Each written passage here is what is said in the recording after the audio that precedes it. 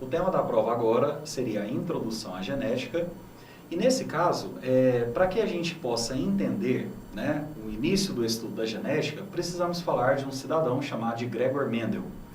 Mendel foi um dos pioneiros do estudo da hereditariedade, mesmo que em sua época ele não entendesse nada a respeito de gene, DNA, não havia nada disso disponível como conhecimento ainda. E Mendel decide fazer alguns experimentos utilizando plantas da espécie Pisum sativum, mais conhecidas como ervilhas de cheiro ou ervilhas de jardim, para entender a transferência de algumas características ao longo de gerações, simplesmente por observações.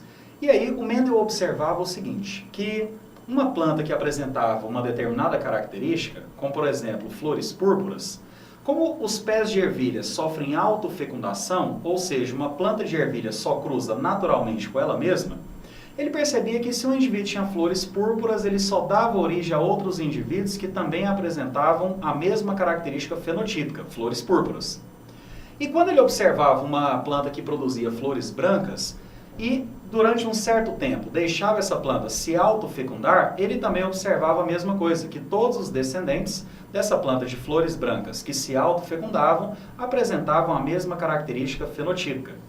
Portanto, Mendel pôde observar esse mesmo feito, né? Para a cor da semente, por exemplo, colocava lá, né, uma planta que só produzia sementes amarelas. Quando deixava ela se autofecundar, só produzia descendentes de igual característica. O mesmo para plantas de sementes verdes. E ele analisou a cor da semente, a textura da semente, a cor da flor, a altura da planta, que é o que nós veremos aqui como exemplo, né, de um dos experimentos de Mendel. Vários fatores foram analisados. E Mendel sempre chegava na mesma proporção. 3 características para uma característica fenotípica. E então ele pôde suspeitar que nesses indivíduos, em seus gametas, deveriam haver fatores que condicionavam essas características. Por exemplo, ó, ele observava que uma planta de estatura alta, quando se autofecundava, só dava origem a plantas de igual fenótipo, estatura alta. E o mesmo acontecia com plantas de estatura baixa. Agora, Mendel suspeitou que nas plantas altas deveriam existir alguns fatores que condicionavam essa característica e o mesmo ocorria com as plantas baixas. Hoje nós sabemos que esses fatores que Mendel suspeitava, né, estarem presentes nesses indivíduos, realmente estão presentes lá no DNA e são chamados de genes. Só que na época de Mendel ele não falava sobre gene, repito para você, não falava sobre cromossomo, nada disso. Ele suspeitava que deveria existir alguma coisa, algum fator que condicionava essa característica. E ele queria saber o seguinte, o que será que acontece se eu cruzar, ou seja, promover o cruzamento artificial, pegando o grão de pólen dessa planta e colocando na flor dessa outra? O que será que acontece? Será que a característica planta baixa, ela vai desaparecer ao longo do tempo? Será que ela vai ficar parcialmente inibida? Ou será que vai aparecer uma maior frequência de plantas baixas ou de plantas altas? Mendel fez alguns questionamentos. E então o que ele fez? Ele pegou, abriu uma dessas flores, coletou o pólen e fecundou a outra artificialmente, né, manualmente. E essa primeira geração, plantas altas com plantas baixas, Mendel denominou como geração P, que significa geração pura. Ou seja, por autofecundação, essa que é alta só origina outras plantas altas e o mesmo acontece com a planta baixa. Quando ele cruza essas duas vertentes puras, ele observa que na sua primeira geração, ou seja, na geração filial 1, que ele denominou de F1, apareciam 100% de plantas altas. Mendel então tirou uma conclusão, porque o mesmo resultado ele achava também quando ele cruzava plantas de sementes amarelas com sementes verdes, dava 100% da característica semente amarela. Plantas, né, de flores púrpuras com flores brancas, dava 100% de plantas também de flores púrpuras. Portanto, ele pensou o seguinte, a característica alta em relação à característica baixa é dominante, porque aparece na maioria, né, ou seja, na verdade, todos os indivíduos da geração F1. E essa outra característica que não apareceu na geração F1, Mendel denomina de recessiva. E agora, ele se questiona mais uma vez, o que será que aconteceu com os fatores que ocasionam essa característica? Será que eles desapareceram?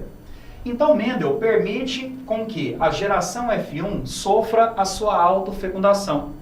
Ou seja, ele não faz mais nada, ele deixa essas plantas se autofecundarem, se reproduzirem naturalmente como o fariam na natureza.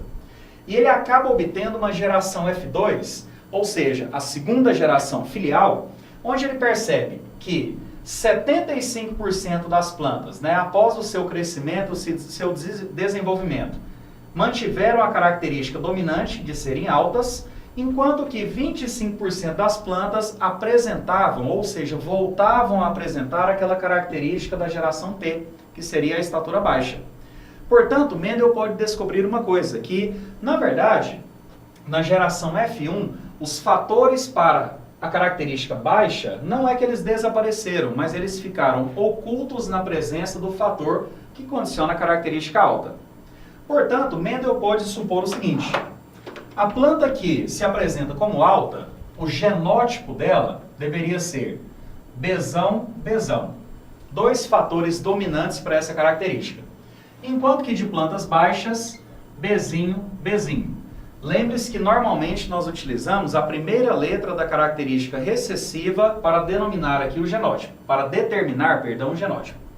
E aí, 100% dessas plantas altas deveriam ser heterozigotas, ou seja, tem o gene Bzão, que condiciona, no caso, né, a altura alta, ou seja, o fator Bzão, mas apresentavam também o fator Bzinho. Porém, este inibido na presença desse fator dominante, desse gene dominante.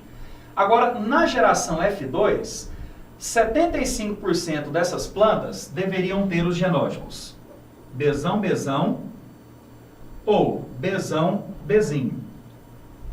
Enquanto que, no caso de 25% das plantas baixas, o genótipo Bzinho, Bzinho. E Mendel sempre obtinha a mesma proporção. A cada 3 indivíduos na geração F2 com a característica dominante, aparecia um indivíduo com a característica recessiva. Para a cor da flor, para a cor da semente, para a textura da semente, para a cor da vagem, para a altura da planta, para todas as características da ervilha, ele sempre encontrava, quando ele analisava a transferência de uma característica por vez, primeira lei de Mendel, encontrava a proporção 3:1. É aí que ele cria o enunciado da primeira lei de Mendel.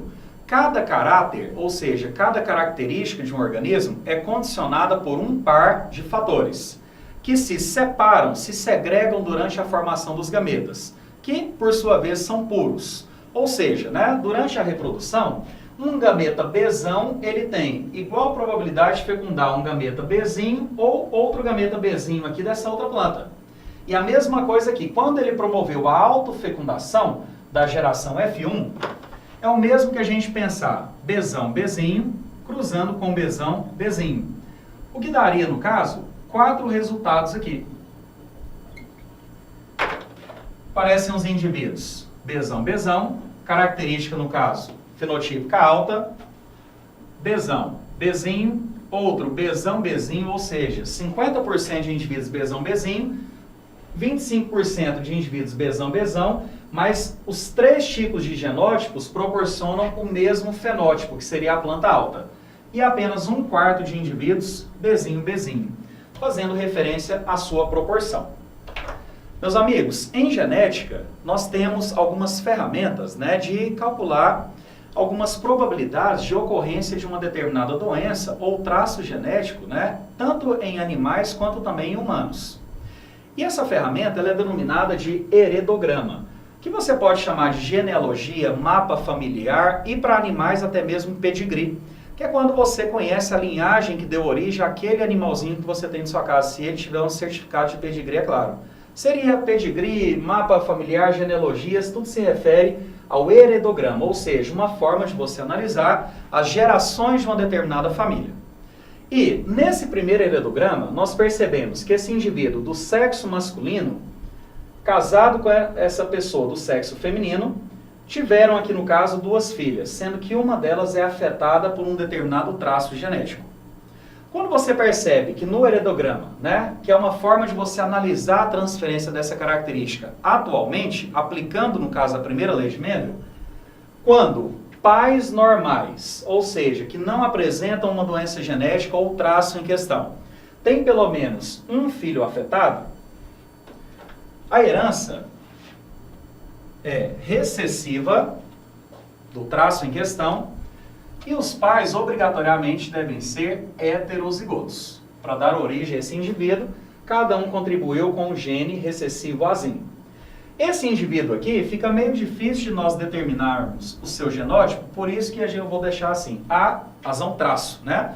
Porque ele pode ser tanto azão quanto azão-azinho. O que eu sei é que ele não manifesta essa mesma condição, por isso, né, eu sei que ele não pode ser de forma alguma azinho-azinho.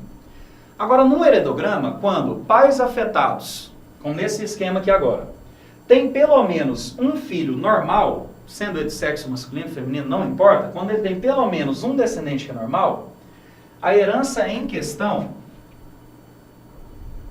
ela é dominante, os pais são heterozigotos,